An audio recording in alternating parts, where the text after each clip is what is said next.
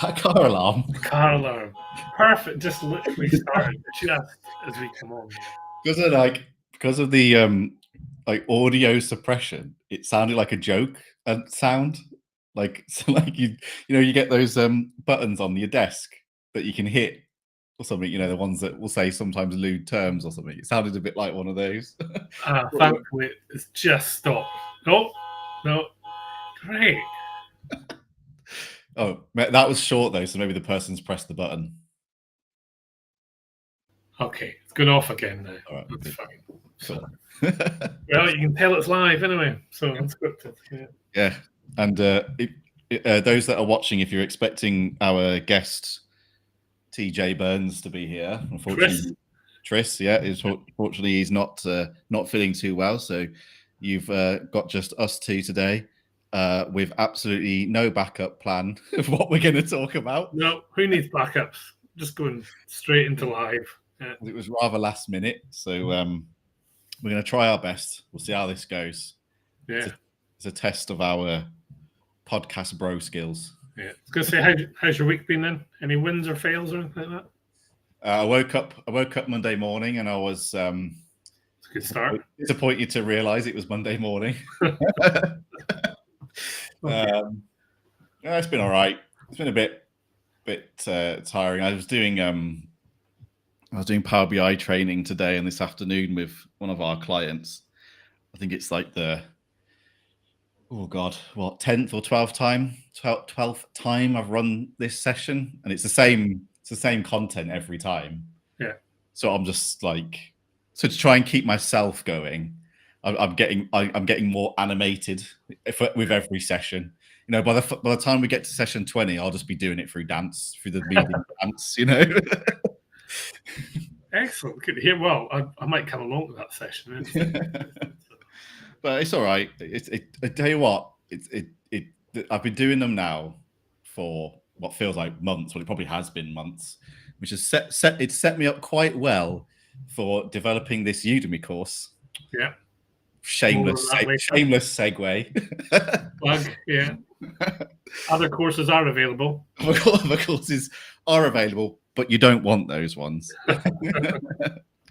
But yeah, being able to because I've taught Power BI to lots of people, both in official settings and informal settings, and sitting next to people at work and being like, "Oh no, you want to click there, mate?"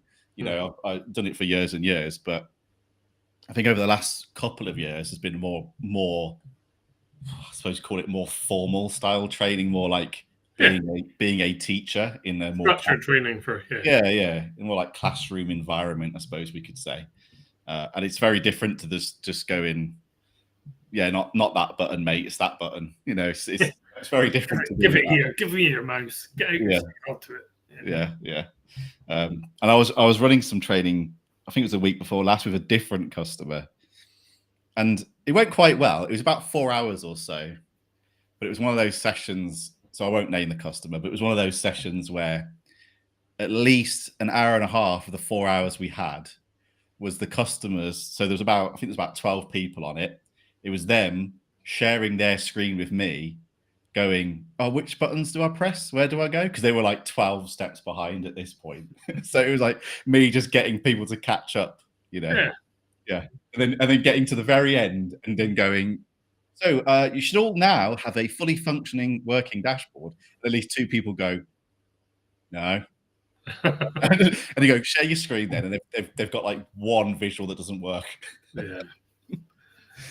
Well, it's easy to forget that we're so used to it, and it's so easy for us, or the way we talk about things or move things around, or we just think about steps that are just a quick click of a button or shortcuts and stuff, and then we forget that other people don't quite use BI that quickly or like us. Yeah, like you think about, it's very easy to forget that. So you think about whenever you start using a new piece of software. So if I think back to when I first opened SQL Server Management Studio back in the Stone Age or whenever it was, I opened it and I was like, "What the hell is this?" and I had devs to the left, the left of me and the right of me. Just that a song. Well, yeah, devs to the left of me. Yeah. Just working away in it like it was just, natural to them, which it was, of course. And I'm just like, I'm never gonna get this. Like, what's that do? What's this do? Blah blah blah. So you got to remember that sometimes. You've got to remember that sometimes that when people open Power BI, which has got a much more intuitive UI than SSMS, they're still going to open it and go, what? Like what? I don't know what any of this means. So it's been an eye opener. But yeah, but how's your week been so far then? Yeah, it's been pretty good. Yeah, I mean that's me finished my working week. Actually, I'm going to Glasgow tomorrow because I'm off up to Data Scotland in Glasgow on Friday. So that's quite exciting. First time I've gone back to the homeland for a data conference or something like that. So you're gonna put the blue paint on where? Yeah, I do that. Freedom. I do that as soon as I cross the border and just start, just my accent. William Wallace. Yeah, my accent gets thicker and stuff and all that. So no, it should be good. There's some great speakers. You got NJ Park, Juliana Smith is going to be there as well. Sue Bays and stuff. So some really, really, good people that I'm looking forward to seeing and catching up with and stuff. So yeah, that's good. And then that's been good. Someone I was working with this week, we developed quite a simple report of just, I guess it's around those absence reporting and stuff. And then it was just, we just had there's no trending. It was just like a point in time. This is how many people are off short term and long term and stuff and all that. And then I think they're starting to really get into it now. And they're like, can you do this? Can you add trends? And yeah. So it was quite nice to see someone get quite excited about what it does and, just being able to sort of realize actually this could save a lot of my time from her creating it, or she can direct people who come and ask her a question to, well, go look at that rather than come to me. So it was kind of quite nice to get someone, really sort of buying into it and, get excited by it and seeing the value. So it was good. Yeah, I experienced that a lot when you're creating even just like descriptive reports for customers. They didn't realize they could have something, or they didn't realize they could automate the production of their reports, or like you say, even adding things like trend lines and stuff like that, and then realizing what they can do, and it opens up a whole world of possibilities for them. Yeah, and it's quite interesting, especially like in today's day and age, where if you were to go on LinkedIn or Reddit or even YouTube, right, and you're looking at data analysis stuff, it's all about AI, MCP servers, automating it, what like generative BI and stuff, and you would think, Jesus, Power BI is not long for this world, then, is it? Everything's just going to be automated. But then when you actually work with customers, it's not the case at all. I mean, just getting some charts on a page in Power BI with some trends, that's a whole new world to them. Yeah. And I've had quite a lot of these discussions. I think we actually discussed it in the first podcast that we did. Yeah, we did. One around this, that's allowed. Sorry? That's allowed. We can we'll just repeat what we've already said. Yeah, exactly. But yeah, so it's like a lot of organizations aren't ready for that kind of stuff. No. But you would see all this stuff online, like dashboards are dead, Power BI is dead. It's like, yawn. It's not though, is it? Like, I think I still work with customers that are entirely dependent on Excel reporting still. I work with customers that the bulk of their reporting is still in SSRS or Crystal reports or SAP Business Objects. The even the notion of generative AIing any of that is like 10 years down the line, if not more. Yeah, I mean, I think. Yeah, I mean, it's going to take time. I mean, you're going to have some companies that are, going to be taking advantage of it now. Straight, absolutely, but there in kind of like top 0.1% or whatever. It's going to be like I don't know if it'll be a slow uptake, but it's not exactly going to be like, January 1st, 2026, and BI's gone, and we're all, prompting, got a prompt window, and that's all we do now. It's just, sharing good prompts and stuff. It's not going to happen like that, but it's going to come, and certain things will change rapidly, but then, there's still life for us yet. Right? still life in this old dog yet. Absolutely, yeah. So if people want to hear more of our ramblings about that topic, they can watch back episode 1 of our podcasts. It's only 3 episodes back, so you don't have to go very far. You don't have to scroll very far down the list. Yeah. So you should check that out. Yeah. But yeah. All right. No, okay. I'm going to jump in there. So go on then. I'm gonna hang on. I'm gonna put my standing desk to the seating position because I thought I'd stand, but now I'm feeling a bit tired in the legs, so I'm gonna sit. You'll see it go down now. Okay. Yeah. This is quality content. Quality content, viewers. There you go. Right. Great. Okay. So, tell us where you're at with your Udemy course then. So I've got 3 chapters left to record. Okay. They are fairly beefy chapters, to be honest. So they're very much hands-on ones. So there's one chapter around it's called Designing for Interactivity. Okay. So I've in a couple of chats I've had both online and offline recently, I've been talking about affordance, right? So affordance is you hover over a button, it does something to indicate it's interactive. Yeah. So it's about creating interactive elements on your report. So that's one chapter. I'm going to go through all that kind of stuff. How you build those kind of buttons, those kind of interactions in your reports, as well as all the resources that will be available to download. So we'll build the stuff together, but you can also download the completed resources at the end of that section as well as additional resources that will be available as part of that one. And then I've got another chapter covering how to gather effective feedback from your users, from your audience, from the people that are testing it, your UAT people. Yeah. So it's not just feedback of like, oh, that looks nice, or yeah, it's all right. No, I quite like that. Not that like feedback you need to make iterative changes to your reports so that they hit what the stakeholders expect. So there's a whole chapter along that. It's quite theory heavy. Yeah. There are resources available to download for that one. So do you talk about me at all in the course? Do I name drop you? Yeah. If I did, would there be a fee? Yeah. No, I just thought, you start talking about me for 5-10 minutes. And I think that, no, there's not. Who the hell's this guy he's talking about? That's a no then. Okay. I'm afraid not. No. I mean, you could always pay me and I'll name drop you if you want. All right, we'll discuss that later then. Yeah. Okay. But the resources available down there are like feedback forms, both quick feedback forms and like long form feedback forms for UAT testing. Yeah.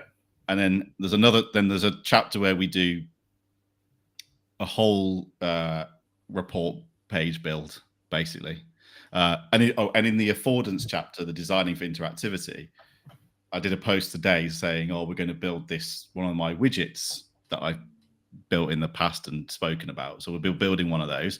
And the last chapter is building a full report from end to end, which could be hours on its own, to be honest. Well, it probably will be, to be honest. Plus all the resources download for that. And then maybe foolishly, but I've done it now. I put out a post saying, maybe I'll add another full report build to the course. Which one would you choose? I think people unanimously picked number 1. So if you find that post on my LinkedIn page, you'll see which one people are talking about. So I've now got to do that one as well. So I'm going to make I've done quite a lot already. And then I've got to edit everything. of course, because I've only recorded, I haven't edited, so I've got to edit everything. But I'm aiming sort of 3 weeks from now. Okay. Really, which might be ambitious, but it was meant to be coming out next week. But I don't want to. I don't want to rush it. I want to, even though it's probably going to end up being like $14.99, which will be the UK price. Yeah. People who are watching, of course, it has regional pricing, so it'll be whatever price Udemy set for your region.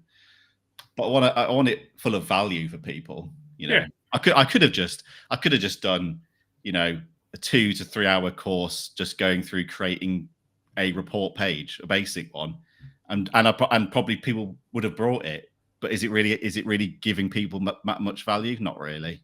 Well, I mean, it's probably credit to yourself that you want to do something that's of a high standard that you would feel is valuable to others, or you sort of, as a course that you would, if you were starting out or less experienced in Power BI, it's a sort of course that you would sort of seek to purchase. For that. So that's good. Yeah, because the number of courses on Udemy around just sort of the basics of Power BI and data modeling in Power BI, there's loads. Oh yeah. And there's loads of stuff on YouTube. Yeah. Like, even more so than there is on Udemy, of course. There's absolutely loads and all that. But there's very little content around how to actually build effective dashboards and like that adhere to UI and UX best practices and principles and etc. Yeah. Well, there's none on Udemy that cover that. There are a couple of courses that do like report builds that you follow along with. Yeah. But they don't cover the theory of why we do these things. Yeah. It's all well and good building something, but if then you build it and you're not really sure why you did a thing, you know, why would you do it if you don't know why you're doing it? You know, it's good to know. Well, the why helps you sort of, if you're building on your own reports and not doing a follow along, then you can understand how and when or what and why to apply it to your own work rather than just following some Bristolian on a YouTube channel, you know. So. Some Bristolian. Yeah. Yeah. That's very true. Yeah. Oh, cool. So how easy is it in terms of when it comes to Udemy? So what does it look like in the back end in terms of, you know, structuring your course using Udemy and stuff and all that? Are you building it outside of that and then you upload it, or? Yeah, so I record everything outside of it. So I use Camtasia, recording software that records like my video, my camera, and it records my screen. So whatever I'm doing on the screen, it records that as well. Yeah, and then I can edit that footage in Camtasia. So you can do the mouse travel thing, you know, with like, you know, the enlarged cursors and the click animations, and you can do the, you know, zooming in and out of sections, like smooth zooming in and out of sections as you move around the page, and you can add captions and all that kind of stuff. So when I do like the practical bits where you would follow along, I can't show you because I can't share it on here, but it has like the screen recording of Power BI and everything I'm doing, and it has me, so it feels more engaging, because I could have just done a screen recording and not had my face on it. I think when your face is on it, it's a bit more engaging. And then depends what you look like. Yeah. And there's my face. So there's a screen, my face, there's a gap at the bottom, like at this big or so. And in that, and I was looking at that when I was looking at it, I was like, well, I mean, that gap has to be there because, you know, my video is filling in that area, but there's a gap at the bottom. So what do I do with that? So as we go along through these sections, where relevant, I've put in these captions that appear that are like good to, it says good to know, or did you know ? And it just gives you little tidbits about, you know, oh, did you know that, you know, the original color of Power BI was whatever, you know, or just little information bits. Or when we talk about a certain principle, it's like, it says good to know this principle was first come up with by so and so in 1957. Okay. You know? So it's like gives you little tips as little bits as you go. Let's keep it kind of informative and a bit more engaging because and I wanted to fill that space with something useful. So I record everything outside of Udemy, so all the video, etc. Edit it in Camtasia, and then at Udemy itself is very basic in the back. You don't have, unless I'm doing it wrong, which is possible, so but you're quite limited in how you can structure it. Okay. So in these other platforms like Circle and PayHip, it's very, very customizable. You can create, sections and chapters and breakout rooms and labs and all that kind of stuff. Whereas Udemy is a lot more limited in that regard. Okay. You create chapters and there are lectures within those chapters. And for each lecture, you can upload certain resources. They do have labs, but from what I can see, they're limited to things like Python code, Java code for coding, basically. So it's not like you can spin up a Power BI lab. Yeah. You can like mess around with a mocked up Power BI desktop or something like that. Yeah. So it's very basic, which has been a bit of a challenge actually, because so I have my curriculum that I've put together, and then there's like the 8 or so chapters. And within each of those chapters, there's 5 sections. But within all of those 5 sections, there are anywhere between 10 to 20 lectures per. Okay. So there's like a crap load of content that will be available. But because there is so much content, it becomes a bit of a challenge to structure that well in Udemy. Right. You can have a chapter, and if I don't structure it properly, that chapter could end up with, 80 lectures in that one chapter. And I think as a student, if you were to expand that chapter and you see 80 lectures, you're going to go, oh my God, this is going to take forever. Yeah.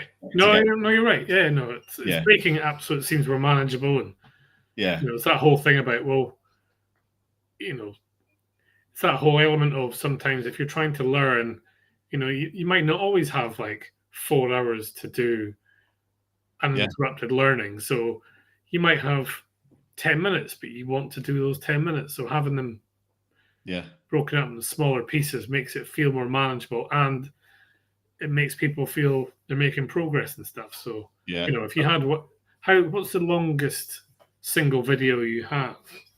So far, about 30 minutes is the longest one. And that's a follow along video. Yeah. Okay. So that's more.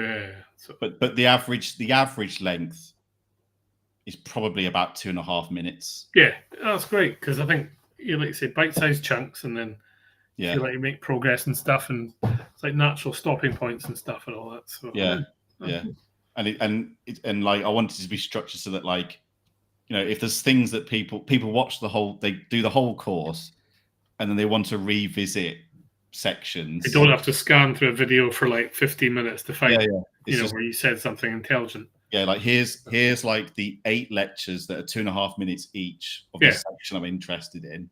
Cool. And I can go to that bit. But Udemy makes it a challenge to structure it well. Sounds like you've actually thought this out. I thought I would have a go. Put a bit of effort in, I suppose. Perfect. Always good. Yeah.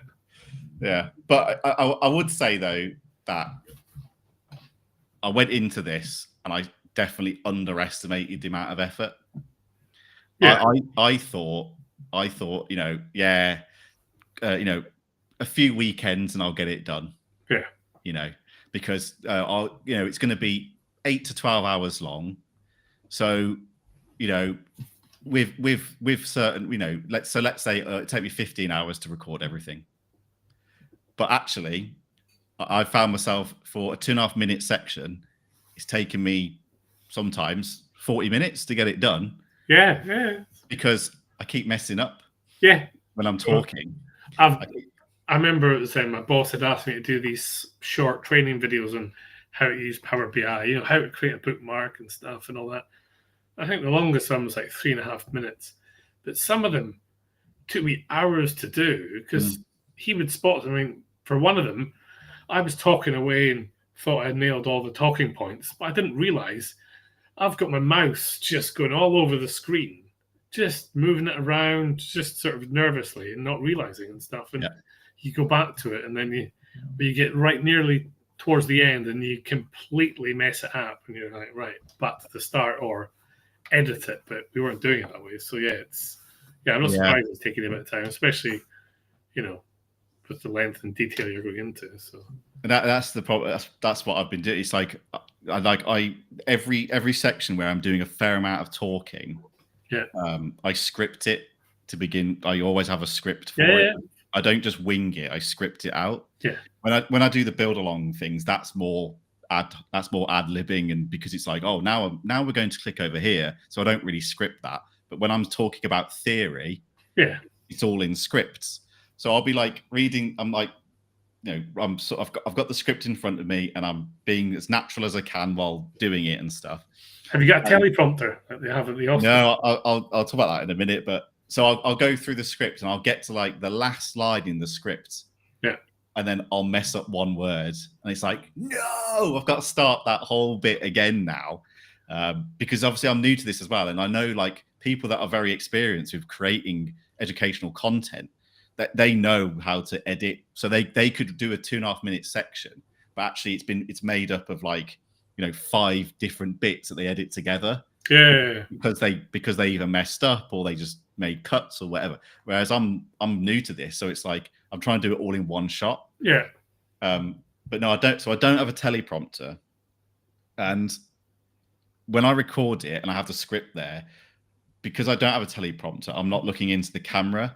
So when you watch it back, it's not engaging because I'm not looking at you. If that makes sense. I'm looking slightly off camera, and you can tell I'm looking slightly off camera. So that's actually a bit of a distraction. So what I've done to make it engaging, and I want teleprompters are actually very expensive.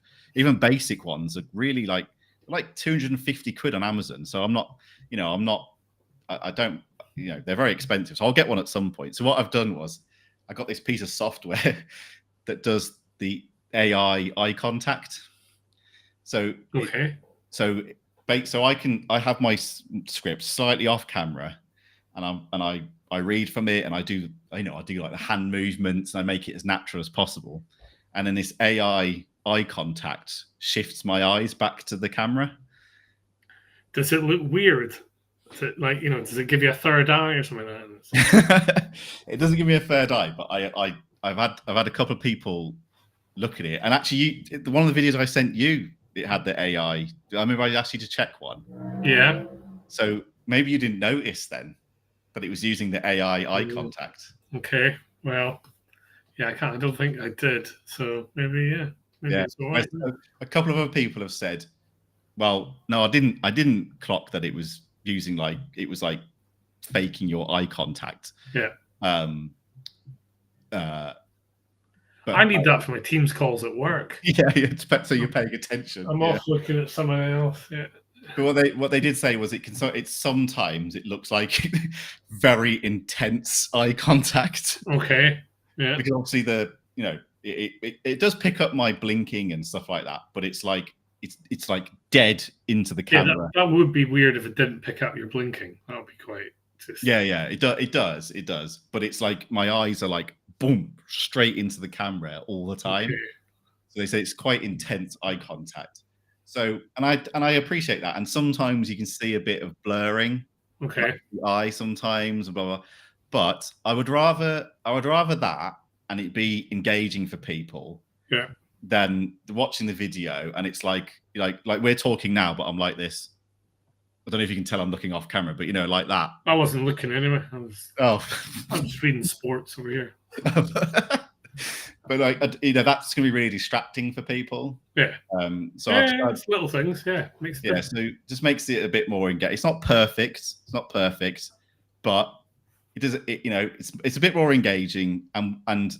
The value is not in me looking at you. It's in the content. It's in the content that I'm delivering, isn't it? So but at some point, if this course does well, and I go on to make some more courses, then I will invest in a teleprompter.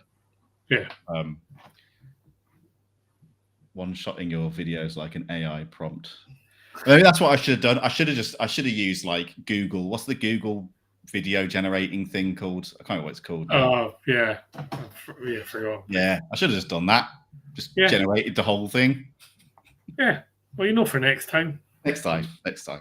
But yeah, so I think that's the only downside I can see to the course. There's no downsides to the course, sorry. Yeah. The only thing that, if you were to say what's something you would improve about it, I think that's what I'd improve about it. That I do have a teleprompter, but I don't have a £2,500 camera that I can stick a teleprompter to anyway. That's a heavy camera. Yeah. Would be, yeah, £2,500. Yeah, it would be, yeah. In old money, yeah. But I'm using a Logitech 4K cam, which is decent, but not perfect. But but again, it's the value in the course is obviously the content and the downloadable resources, because there will be loads. So, so Google Veo, I guess. That was it. Yeah. Thank you to Mr. Bello. So. Yep. Cool. So yeah, that's kind of progress on the course at the moment. It's going okay. Yeah. Hopefully we'll have it out in a few weeks. Cool. No, I just finished Nick Debarat's Practical Charts course. Oh yeah. On demand. That was really good, actually. I like, not casting any aspersions, comparing his to yours and stuff, but it's quite interesting some of the techniques he used and stuff, how it really enhanced the course. So it was like he's talking about certain situations, I don't know, looking at trends over time and stuff, and he put up 4 different graphs. Oh, lost audio. Accidentally, he'd be, put 4 charts up on, it was a certain scenario you'd talk about, and then you'd have 4 charts that you would use, and you'd talk through them one after the other, right? Saying, well, this one doesn't work so well because of these reasons, and then this one can do this, but you lose out on this, and he works through them all, and sort of then eventually you're left to sort of one chart to say this is the best version and stuff, and it was really good. And actually, how he'd be standing on screen, pointing at things, and and then when it came to certain things, he would just sort of step off, and then it'd be what's left on screen and stuff. So it's apparently done very well, polished, which is not surprising, really. So so when it comes to doing the editing of the course, obviously when I'm doing a lot of the talking around theory, it's me, because I've got this standing desk. It's me standing there, talking to you, like as if it was like a presentation style. But when I come to do the editing, obviously I'm gonna, there can be, like, in a chapter, there can be, like I said, like 10 videos talking about theory at 2.5 minutes each. I mean, even though it's only 2.5 minutes each, 25 to 30 minutes of me staring at you intently because of the eye contact could become a bit wearing. So when I do the editing, I am going to include, introduce like imagery and examples and stuff. So I'm still talking, and I'm saying, let's say, this is an example of good affordance, and in will come an example of good affordance. I will leave off camera. You'll still hear me talking, but it will show you a good example, and here's an example of where there's bad or no affordance, and it will show you an example of that. And again, I'm off camera at that point, but still talking.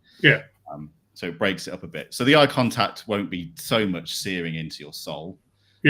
Maybe. Don't want to be looking there, mate. Don't want to be looking there. but yeah. Cool. So I mean, because obviously you talk about affordance and things like chunking and the user aesthetic effect and stuff and all that. So I take it I'm guessing that you're a big fan of the Laws of UX book.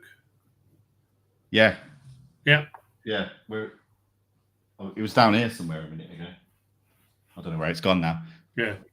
But yeah, I do. Well, keep going. is going to. Hang on, where's mine? I don't know where mine is. Going off script here, and you can get to see that I was wearing shorts. Forgot that. This is once again brilliant content, but yeah. Have you got the new one? Is that the new one? No, Oh, that's the cards. Yeah. So, yeah.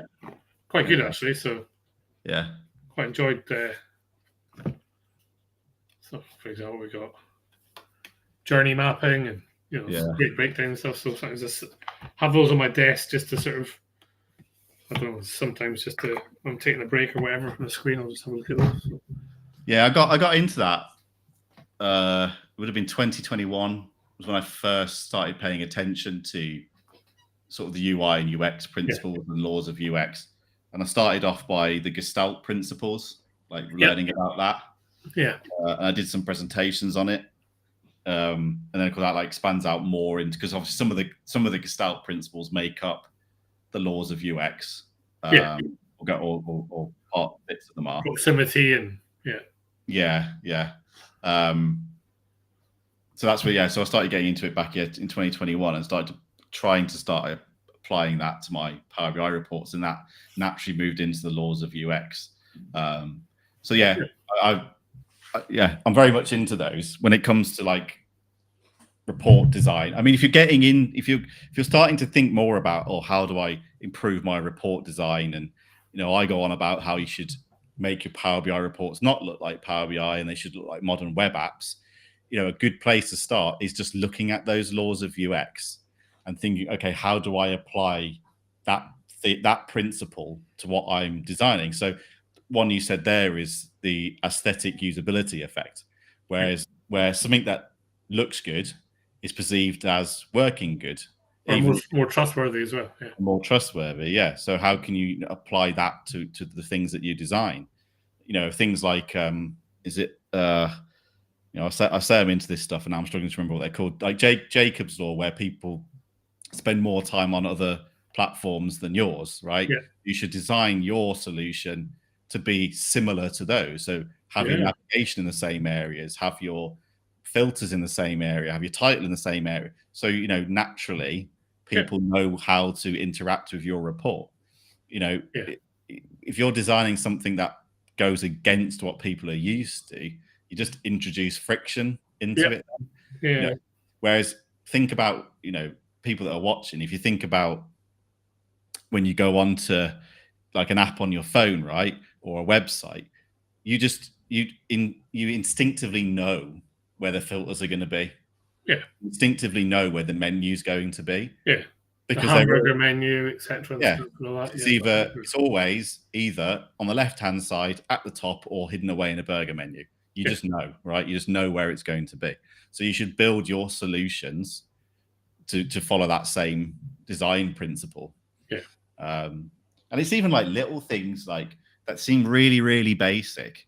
And I do cover this stuff in the course as well. Like just like spacing between and around visuals.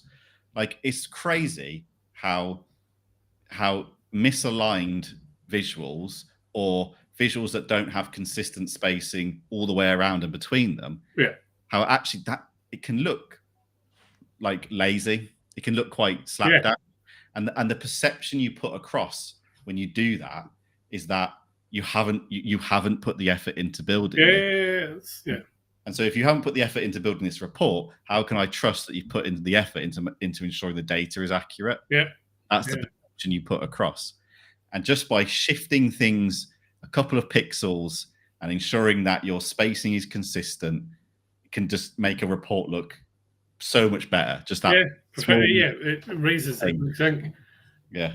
I've seen that sometimes when I've looked at a report and and it's quite sad, but I think it's that element of when you do things so often is that, I can tell when something's a couple of pixels out or whatever. I can spot it, or I'll get is that quite, and I'll check it out, and then I think it's I mean that sort of stuff is so easy to get right. That's so easy to get wrong. Well, no, I think it's so easy to get right, but like you say, it's so easy because the thing is if we're talking about Power BI, when you drag a visual or you resize it, it's so easy. I think I'm not sure. Is it an actual bug that when you drag it, you can actually leave a little bit of movement on it, and it drags it a pixel too high, too long, and so then you're just 1 or 2 pixels out when you think. Yeah. Because I never use snap to grid. I always make sure I use the red lines, alignment lines. No, I always make sure I use the what do you call it? The pixel, the actual size and position. Oh, in the settings. Yeah, I have that open, just sitting there, and I'll always just I'll do it that way just to make sure. Yeah. So. If you want another tip, is when it comes to spacing and design, is that the human brain, right? It likes patterns. Yeah. And so a tip is when you do your spacing, right? So your margins, that being the spacing around the visual, so from the edge of the canvas to the edge of your visual, if you set that to 32 pixels space, then set the spacing between your visuals, sometimes you'll call it the gutters, so the spacing between, set that to 16 pixels, so half of 32. Mm-hmm. And you'll be, the brain can pick up on that pattern, that the space between your visuals is half the space between the margins. Yeah. And your brain can pick up on that pattern, and the brain likes patterns. It's like, it sounds so weird, but it's like it calms the brain. Yeah. Whereas if you were to have 32 pixels on your margins and let's say 9 pixels between your visuals, your brain's going to do the opposite. It'll know subconsciously that's not a pattern. It's not half. It's not going to think, oh, that's not half of 32. Yeah. But subconsciously, it can see that there's like something wrong about it, if that makes sense. So yeah, when you introduce spacing, whatever your margins are, half that for your spacing between your visuals. Yeah, and the brain likes that. It's calming. No, that's what we want. Calming Power BI reports. Yeah. Yeah. Cool. I think we've spoken enough about my course and love affair with the laws of UX. That's all right. That's good. I think it's, I never really asked you that, but I assumed, because you referred to it a lot, I knew you'd be across that and stuff. So the laws of UX website is it's the best place to start. Yeah. And it is, size and position menu. Thank you. That's what I was trying to say, but my brain just went to sleep. So you're right. Like those red lines, you can't always trust them. It's absolutely right. That it'll show you that it's aligned with it, but then we actually go back and look at it. Like, hang on a minute, that does look a pixel out, and it turns out it is a pixel out. Yeah, I like to say I just religiously I'll use the size and position. I don't bother. Okay, maybe I'll resize it quickly, myself, but then I'll straight away I'll go to the size and position menu because just so I can get to sleep at night. So do you a question for you? Do you use layout templates? So like like where you a lot of people post about them on LinkedIn, where they have these like empty grid layouts, where they've used a rectangle shape to create the layout. No, you don't use those. No, because I tend to find out. Well, I want to find out what they want to know from the report. That defines my layout rather than having a layout to define the report, if you follow. Yeah. So, because for example, what a couple of reports have got is, they just have 2 KPIs. Well, there's more than that, but they've just got 2 KPIs they're really interested in. So, obviously, they go in the top. I put them in the top left for the best real estate available, and then, what they want to see is, be 3 or 4 charts around that, or potentially a table to give them detail on an incident, etc. So, I'll use what the user wants to see to define the structure and the layout of my page, rather than, like I said, being hamstrung by putting things into certain shapes or pre-designs. Yeah. So I I do under certain scenarios and don't under others. So one of our clients at the moment, the one I was doing the training with this morning, so they have templates, and they have like 20 or so templates that they give to the business. The reason they do that is because they want to keep reporting, design and layout consistent across the business. They don't want people creating all different wonderful and wacky styles of report layout, etc. So they've given. But is that, when you say the business, is that the client or yourselves? The client. Okay, well, we have to. So when we develop, we have to use those same layouts. Oh, but so then is that for them? So they've got like an open, what do you call it? They have users who can build their own Power BI reports and stuff. Self-service, yeah. So well, I can see maybe why they do that to help. Yeah, but otherwise it'd be the Wild West, wouldn't it? You'd have just all sorts of stuff. Yeah, and we have to use those templates as well with the rectangle containers. Yeah. Personally, I do use them to get a rough layout, but then what I do is, like, let's a best example of this is the KPI cards, right? So you can have like a layout and it has the KPI card containers. So it has like the 4 across the top, and they're 4 individual rectangles that have been formatted with curved corners and blah blah blah. Right? Beautiful. They look spiffing. Yeah. But then using the new card visual, I build out the card visual, put all the data that needs to be in it, and the year-over-year change, reference labels, blah blah blah, and then I format the cards so they match exactly those containers. And then I delete the containers. I get that. Yeah, and I do that with charts as well. So if I create a column chart, I format it, give it nice spacing, and then give it the exact same rounded corners with the same color borders, then delete the container afterwards.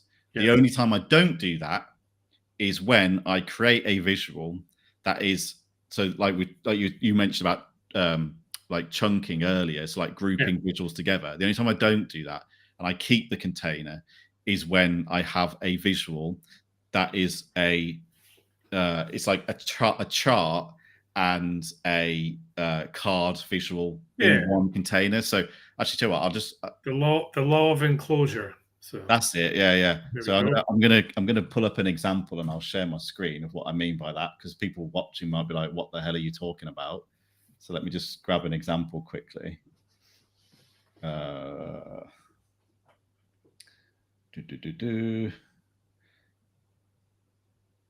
Okay, it's just loading. Well, I remember when I first started, using Power BI, I was self-taught and obviously doing just some pretty wild things that I would cringe at. And when I moved into a new job that was actually a proper structured consultancy with processes and ways to do things, they had containers and stuff. Okay. And I didn't realize, so I was putting my visuals on top of the containers and leaving them there. And then also I hadn't realized at that point that if you didn't set up the layer order and stuff, the user could click on it hides it. It hides it. And I was like, how on earth? So I remember when I discovered that it was the menu or the option to maintain layer ordering, I was like, it was one of those, I was like, oh, okay. Yeah. So light bulb moment. So if I share this quickly. So this is like an example where I would maintain the container. Yeah. I want to draw on it. So it's like, it's a column chart, and then it's got the 2 card visuals in the same visual. Yeah. Because the cards relate to the chart. So like the average monthly sales. So like here, so you can see like the sales, that color coincides with the color of the bar here. Yeah. And this returns coincides with this color here. So you don't need a legend in the chart then. Yeah. For example, and then that then shows you the total sales and average sales, total sales, and then blah blah blah. So that's the only time I keep the containers at that point. Yeah. I mean, or you enlarge them so they can to follow the sizing of whatever you put in it. So yeah.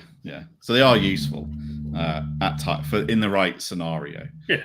And not to again do a shameless plug or go back to it, but in the course there is one of the resources is a PBIX file with I think there's about 16 different layouts in that with different canvas sizes that you can download and start using. Now, again, the idea isn't that you just stick things in those containers. It's about, you can do that if you want, or you can do what I just said, where you then format your actual chart to the same, and then you place it in the same area, etc., etc. And then, but it's also to show you how you can structure your report as well. Using these. So there's so that's available as a resource as well. So, very important thing I just heard there. Did you call it PBIX? PBIX, yeah. Is it not PBIX? I mean, it is. Yeah, it is. Yeah. Yeah. Okay. I just call it PBIX because I'm not saying so. PBIX is more effort. You say PBIX. Yeah.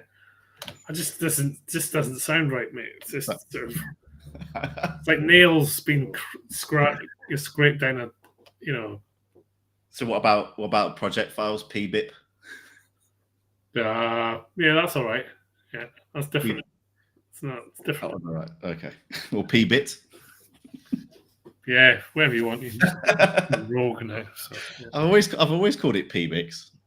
You're not going to want to watch the course now. But PBIX sounds like it's like a robot from like Star Trek or something like that. It's not, Oh well, you're gonna have to put up with it if you want to watch the course. That's what I call it. Oh no! Just put it on mute and try and get through the course without hearing what you're saying. So there's little things that come up every now and again on the screen. What you said, so I'll edit it and then I'll do like an AI voiceover everywhere I say PBIX. Yeah. So now we're going to save the PBIX file. Sound perfect. For me. Cool. I'll do that. Yeah. Okay. Anything else you want to talk about? I mean, we're almost at an hour now, so I think we've done quite well considering we had nothing planned.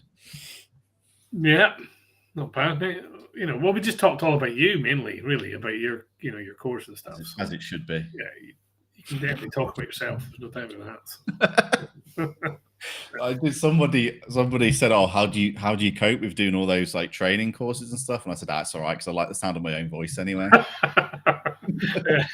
Yeah, that's a good response. I have to remember that. So yeah, but I mean, it was quite funny. I mean, I did the other week. I did running some sort of back to basic user training and stuff about how to use the Power BI reports and the in the service and stuff and all that. And it's quite easy to forget. Just when you're so used to doing something and then you have to explain it to others, all the steps that you just automatically assume and just speed through and stuff, and so it's kind of quite a good thing to do actually. So good training videos, they're not easy to do. No, well, you're right. Like when you just know how to do something instinctively, then someone comes to you and says, "Oh, how do you do this?" Yeah. You go, you can't explain it because you just click, don't you? You just know. Well, as one example was like, so we use the filter pane a lot in our Power BI reports, basically. Yeah. And so it's when you've got the date filter in there. And I was, so when you've got the advanced date, how you can either use the up or down arrows to cycle through the months, or you can click on the actual, if it says September 2025, you can click on that and it expands it to show the. So I was just quickly, you can do this, boom, boom, boom. And they were like, so how did you do that? And you're like, oh, sorry. Okay, go back to that, and then you click on the month, and that breaks it out to that. So it's quite a good thing that you sometimes get sort of brought back to Earth in terms of like flying around at the speed of light. Yeah. So, So we're just that good. Well, yeah, okay. Well, I think we should probably call it a day because you need to get back to.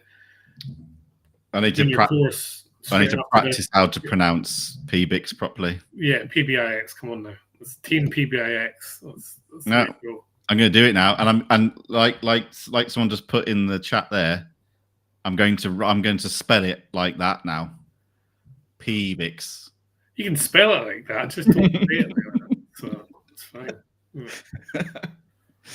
Fair enough. All right, I'll go and work on that. It's not the same as calculate and no calculate anyway. So it's oh, don't. Let's not get onto that. Let's get onto that. Maybe that's another episode for another time. Yeah, potentially. Yeah. Cool. All right. Nice. Good stuff. Thanks, mate. Always good to speak to you. And and thanks for those that tuned in. Apologies, it wasn't the what you're maybe expecting, but hopefully you got something out with us. Yeah. Cool. All right. Nice one. All right. Speak to you later.